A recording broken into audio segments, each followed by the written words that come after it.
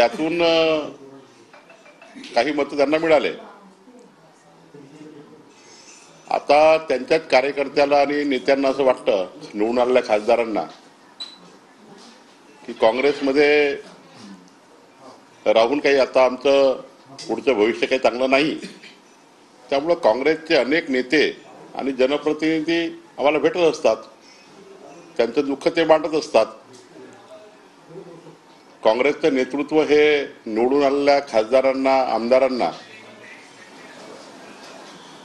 सांभाळण्याकरता योग्य पद्धतीचं त्या ठिकाणी निवडून आलेल्या लोकप्रतिनिधींची पक्षाच्या थाप असते, पक्षाची पाठीवर हात ठेवावा लागतो पक्षाने.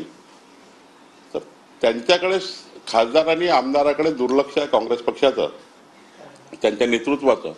काही लोक अस्वस्थ आहे. पुढे बघू काय होतं. यावरतीच काउंटर संजय राऊत असे म्हणतात की यंत्रणा त्यांच्याकडे आहे, त्यामुळे ऑपरेशन लोटस सारखं ते काही करू शकतात. नाही, त्यांना त्यांचे माणसं सांभाळता येत नाही, हा प्रश्न आहे. आम्हाला ऑपरेशन वगैरे करायची गरज पडत नाही, आम्ही कधी ऑपरेशनमध्ये पडतही नाही. आणि ईडी सीबीआयचा नेहमीचा त्यांचा रोना आहे. आम्ही कधी ईडी सीबीआयकडे गेलोही नाही, कधी आमचा त्याचा संबंधही नाही. तपास यंत्रणा आपलं काम वेगळं करतात. पण आपलं अपयश म्हणजे महाविकास आघाडीचं अपयश काय आहे की त्यांचे निवडून आलेले प्रतिनिधी त्यांना सांभाळता येत नाही. त्यांचे निवडून आलेले प्रतिनिधी अस्वस्थ आहेत.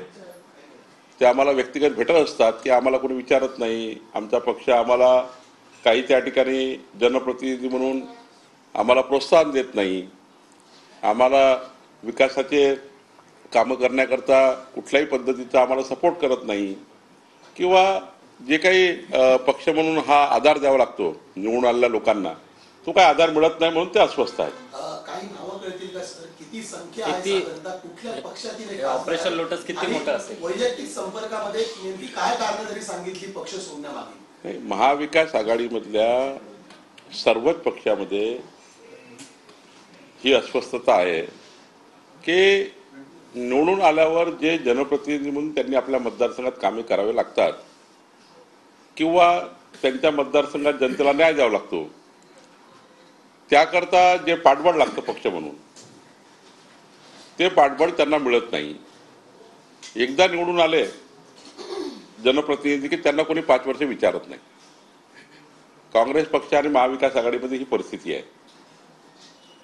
त्यांच्या बैठका होत नाही, त्यांचा काय स्थिती आहे त्यांच्या मतदारसंघात कोणी त्यांना विचारायला तयार नाही. त्यामुळे अस्वस्थ आहेत.